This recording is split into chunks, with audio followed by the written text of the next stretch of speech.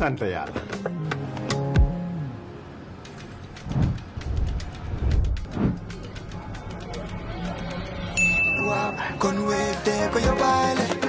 looy xaar utal Wave nga scan nga fay te nag doo ci yokku dara.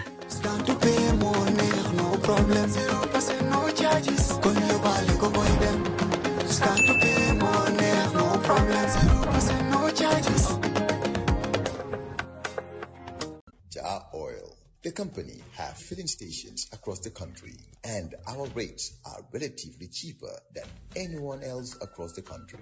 Jar Oil is the biggest producer and distributor of cement in the country with the most competitive prices in the market. In the Gambia, we all move to different paces. Time is money, convenience is power, and now both are in your hands. No more long lines, no more late payments, no more missed chances. Not anymore. Because now the Gambia has its own super app, Zap. One app, one tap, endless convenience. Send money instantly, pay your bills in seconds, shop without borders, pay your rides, order your meal, buy your ticket, deposit and withdraw money for absolutely free. No extra charges, no hidden fees, only on Zap Super App. This is not just convenience. This is confidence. This is the future in your hands. And the best part, Zap is born right here. Built for us, designed for every Gambian home, every Gambian dream. So don't wait in the past. Step into the future. Download Zap today on App Store and Play Store and enjoy endless free services. Call us today on our toll-free number 1666 or on 260-0001. Zap, all in one, all for you. Tap in, zap in. As we gather in February, just days after celebrating our independence, and in a year when Gambians will once again reflect on leadership, rights, and the direction of the nation, it feels especially timely to revisit the life and ideas of a man who helped awaken this country's civic conscience. As you heard there in the promo, we are beginning a special collaboration that will bring his story to life in a new way. A weekly audio reading of the definitive biography, Edward Francis Small, Watchdog of the Gambia. To help us explore the man, the mission, and the meaning of this project, I am joined by three people who each carry a piece of his legacy.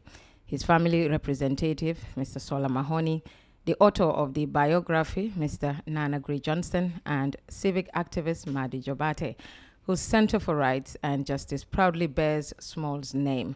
Gentlemen, welcome to the program. And General Uncle Madi, you're a usual, no stranger to coffee time. Absolutely.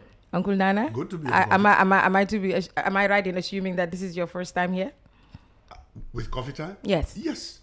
Yeah. This is the first time. Wow. But I've been listening. You've been listening, which is even better. Happy to be here. And it's lovely to have you.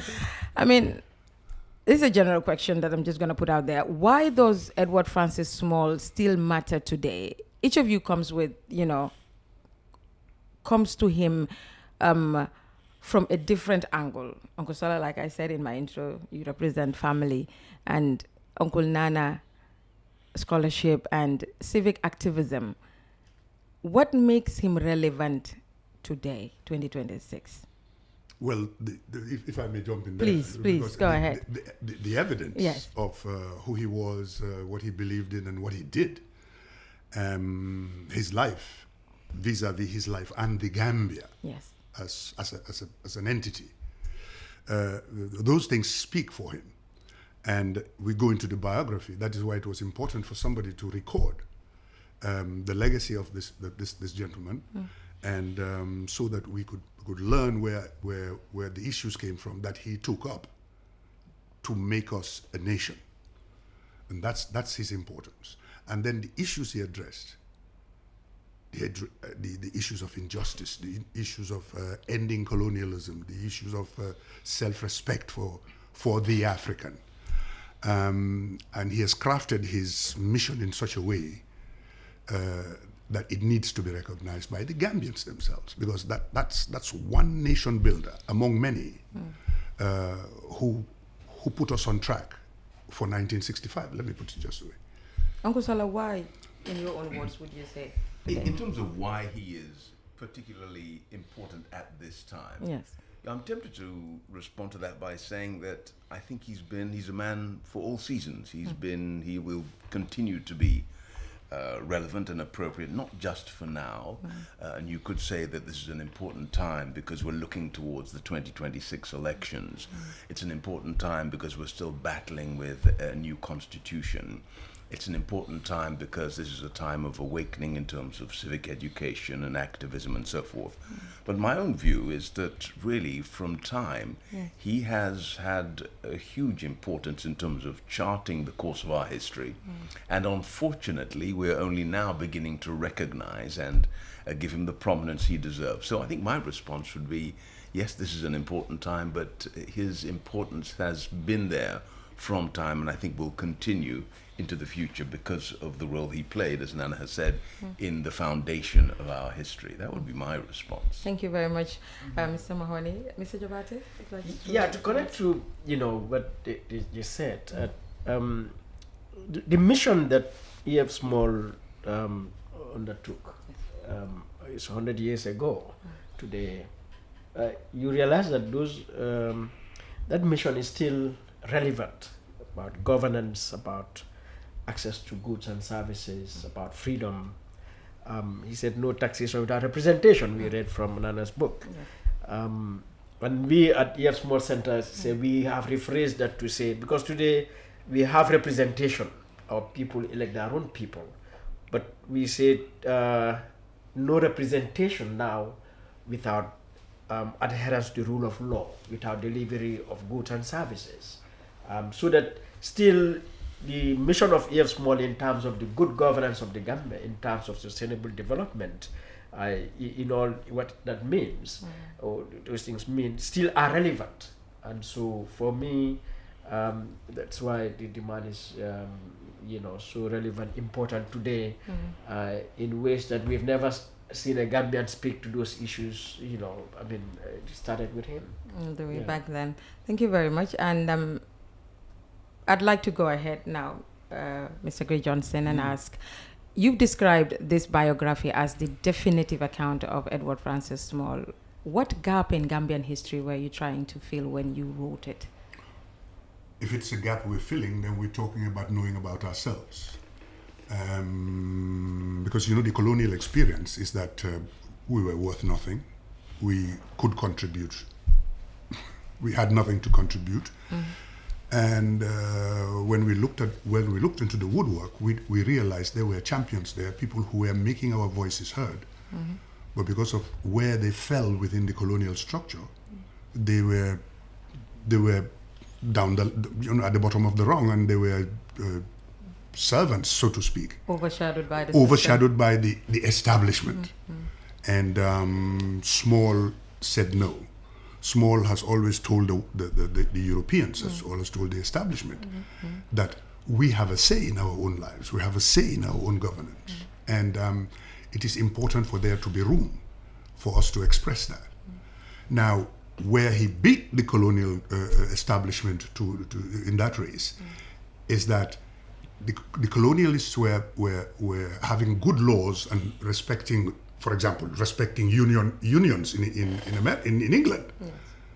The workers, the unions in England were very strong, whereas they would not give the same opening to unions in the colonies, simply because whatever the unions were saying, wages, fair play, bargaining power, seemed to be obstructing the empire policy. So whereas they tolerated unions, the unions were very strong in England. They were determining policy and writing to parliament, and laws were changing because unionists were making a bid. Newspapers in England were changing, were active in British society. But then when it came to the colonies, the rules changed. Now Small is saying, in the book it says, these don't write any laws here that you wouldn't write in England. Because if they're good for England, then they should be good for the colonies. Absolutely. But that's where the problem came. Yes. No standing up against the Exactly. ideological warfare. Exactly. You cannot have a policy and say it's great for the people of Britain and pushing the empire story forward. But then when the colony people say, well, this is a good law indeed. Why don't we apply it here? Then the provisos began to be applied. Mr. Jabate, you mentioned or you named your Center for Rights and Justice after Edward Francis Small. What part of his philosophy or activism speaks most directly to your work? I would say all of it, but I mean the civic action. Yes. You know, I think Nana just put it very beautifully. He was Small as a journalist, you know, as a trade unionist, as a human rights defender, and as a pro-democracy activist, to ensure that you know, we have a say, as Nana said, in the way we govern ourselves, particularly in the way our tax money has been used. But how he stood with workers to defend workers' rights, farmers, and so on. So that in the reason we named after him, because we see that. Yes. And that is our rationale, because those challenges still exist today, you know, whether it's freedom of expression, freedom of assembly, but also, you know, farmers. The situation still remains. I think our government seems to be treating us farmers like the colonialists would do, to determine the farm price, the price of groundnut, for example. When it is supposed to be a free market, we issued a statement when the groundnut trade season began to say the price the government is saying this is the price for groundnut for this season. Why would you determine the price of our farmers who went to farm to produce their groundnuts, and you come and tell them this is how much we are buying your groundnut? So you believe it can be done differently? Yes, I mean, you know, nobody tells West Coast Radio how much you should charge for an advert. I don't think Uncle Peter would have it any other way than we have it right now. Right. So imagine, you know, government should say West Coast, this is how much you should charge, or, you know, Africell, this is how much you should charge, or any other company in this country. No. So why should farmers therefore be told to that this is how much they should charge for their groundnut? So these issues are, you know, that E.F. Small raised, what has inspired us, and therefore there's no better person, I think, to name this center after other than him. Mr. Mahoney, your family carries a legacy of Edward Francis Small in a very personal way. What does this project mean to you and the Small family? Let me see. It is personal in one sense. In another sense, it is much broader than our personal relationship or history as a family. I think for the longest time, certainly just speaking as a family member, I know I call myself the representative, but nobody's really appointed me, but as a family member, I've come to realize that the name Edward Francis Small has probably not been given the flowers and the prominence it deserves, even within our own family. Yes, we know there was an Edward Francis Small. We know he was the half-brother of the my paternal grandmother, who was Lady Hannah Mahoney, married to Sir John Mahoney. But I don't think we've fully recognized and appreciated, certainly speak for myself, the importance and significance of the role that Edward Francis Small has played in our history. And so this is a project that I'm passionate about and very keen to be involved in, precisely because I think that one, as a family, he needs to get greater prominence, but I'm also very, very clear to me that even as Gambians, that the history of this country and the role that Edward Francis Small has played in it needs to be given greater prominence, and that's why for me this is such an important project. Mr. Gray Johnson, as we adapt your book into a serialized radio reading, what aspects of Small's character or ideas do you most want listeners to grasp? I would go straight away to his presentation of his talk about his insistence on representation. That would be, Madi says we now vote, so that's not the issue anymore. But why are we voting? And voting with a conscience, that needs mass, not indoctrination, but people should know why they vote and the importance of that one voice that they have, that marble that they have. The freedom to visibility. So that when they place that marble in the box, Small says it should be because the nation will move forward. So the nation lays down the issues and we go and endorse those issues. Well, looking through those issues and deciding what will contribute to progress is where an organization like Madi would come in to say, well, these are the issues, so that we remove politics from personalities into issues.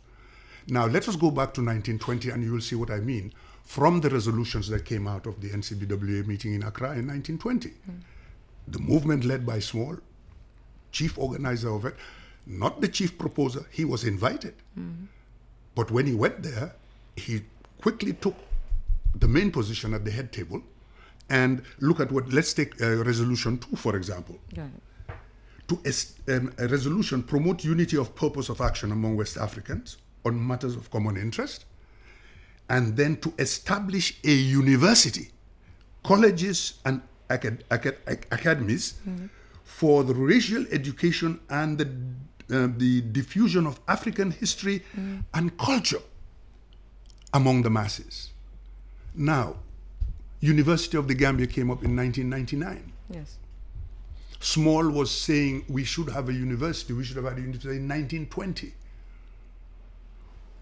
What were the reasons the system did not pay attention to something as important as a university, colleges, and academies that would promote the education that Small realized the people needed to move the Gambia forward?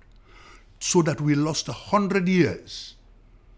1920, when Small proposed it, nobody paid attention to it. The colonial government did, subsequent government did, maybe they... Well, obviously, it wasn't in the interest of the colonial government. For anybody to be educated, because keeping the African subject in the dark was part of empire policy.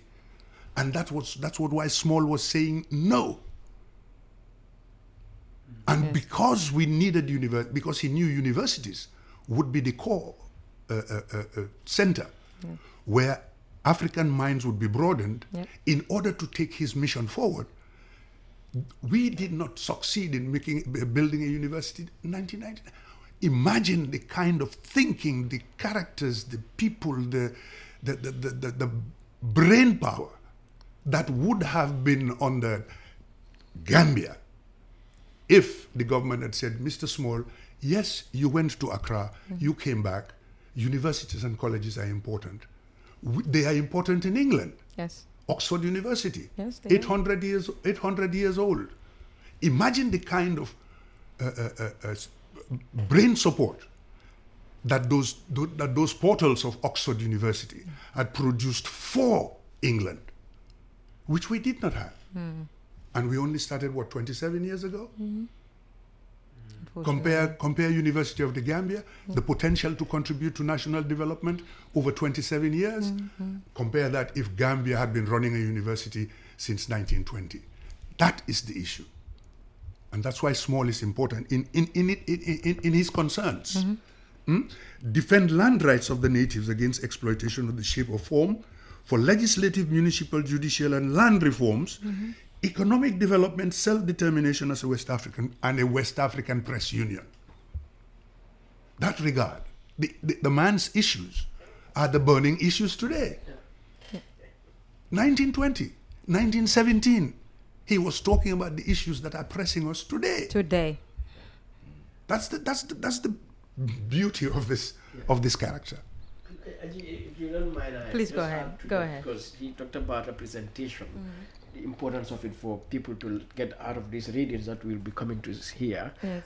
But to say it is not just to tell our citizens to go and vote, to register to vote, because we are also in an election year right now, and the importance of elections. But after the votes, after we elect our representatives, for citizens to become even more vigilant, to monitor, to track their representatives, to make sure that those representatives deliver, their promises, to deliver as per the law, their terms of reference, to the issues that in 1920 that E.F. Small was talking about, goods and services, protection of our rights, and so on. So, to make sure our leaders, our representatives are held to account, so that beyond just voting, we want citizens, from an E.F. Small Center perspective, from these readings to also get that E.F. Small was vigilant.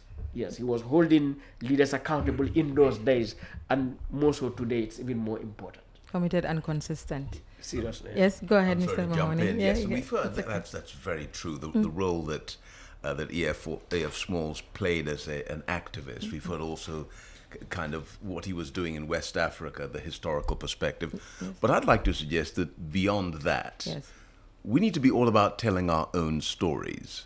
And what we have here Nobody can tell it better than we do. Exactly. This is the story of a national hero. And so what we're trying to bring to the airwaves through the collaboration with West Coast Radio, we're trying to reach listeners and to explain to them who this hero is. This is a story, and it's very well written, and hopefully we'll be able to bring it to life when we read it on the radio. So it's more than, it's not just a history book. It's not just about kind of an activist. Yeah, because I was going to ask, as a narrator for the series, you are also a direct descendant of Francis Small. How does that lineage shape the emotional tone of the reading? Yes. To be fair, if I'm going to be professional about it, it should not impact any emotion. You shouldn't be hearing me speaking with lots of pride about my ancestor. That should not be the way it works. No. We're not going to get that. The professional way to do this is to suppress that side. What I'm bringing to the table is hopefully an ability, and I say an ability because although I'm a novice at this, to bring a story like this to life by reading it on radio. As we know, reading is not nearly as popular as it was when we were growing up. The novice has to be the new best. Well, I don't know about that. It has to be. We will see what we can do. But yeah, my idea is quite simply, I'm very much convinced and committed to raising the profile of my ancestor, one of our forebears, who I think is a national hero. Yes. But the idea is that when I do read it, I'll be reading it as professional as I can, or in as animated a way as I can, in order to bring the story that Nana Gray Johnson has shared with us, in order to bring that to life so that listeners can really appreciate who Edward Francis Small was. Yes. Like Uncle Nana's mentioned, Small was a trade unionist, a journalist, organizer, and, a Pan-African thinker. Which of these roles, Mr. Jabate, do you think Gambians underestimate the most? Or maybe all of them. I would say all of them. Exactly. Because through journalism, he sought to enlighten, empower, and hold those in power to account. Through his activism, sought to, defend rights across the board, whether workers, farmers, and citizens in general. As a Pan-Africanist myself, my inspiration, I think I must say this actually, if anybody wants to know who is Madi and why Madi is an activist, as everybody likes to call me and so on, I say it's thanks to Edward Would you Francis. have it any other way? Madi the activist, or what? No. Never mind.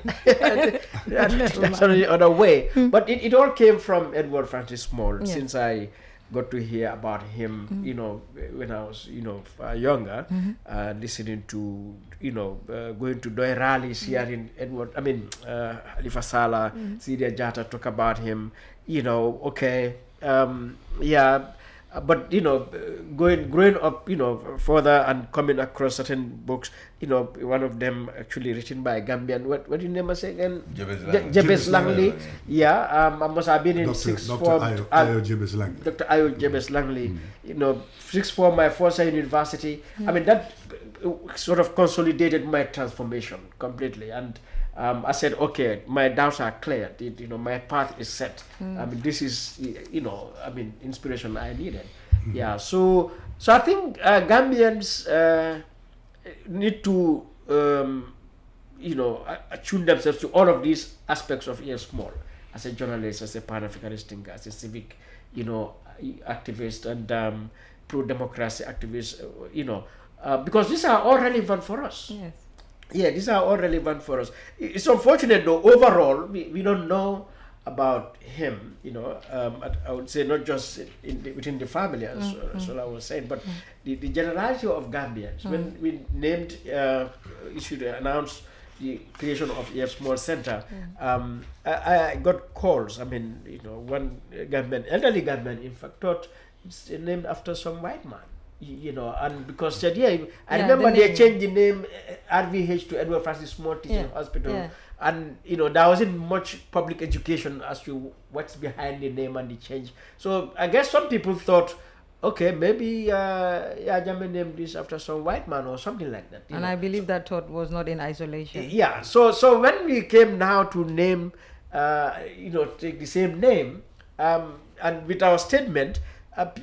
Some people tell, oh, after all, this, man is a Gambian. And, but again, look at our education system. I went through the education system in this country from primary 1 to 6th form. We don't have 6th form now, but I can't remember ever Edward Francis mentioned in class. I look at my kids' books today in their JSS books, history books. I mean, I don't see anything more than a paragraph written by Edward Francis Small, so. And I was telling, Uncle Nana, I think his book should be in our lower basic, primary school, secondary school, in the university as a reading material.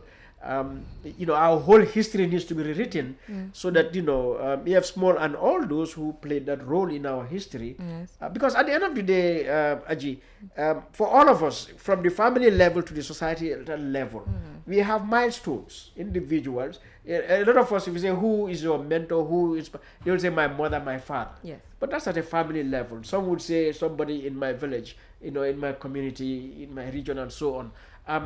EF Small's impact is national, all right? And him and many others as well are there. But, when I look at the Europeans and other societies around the world, one of the things that, makes me admire them is how they recognize heroes like him.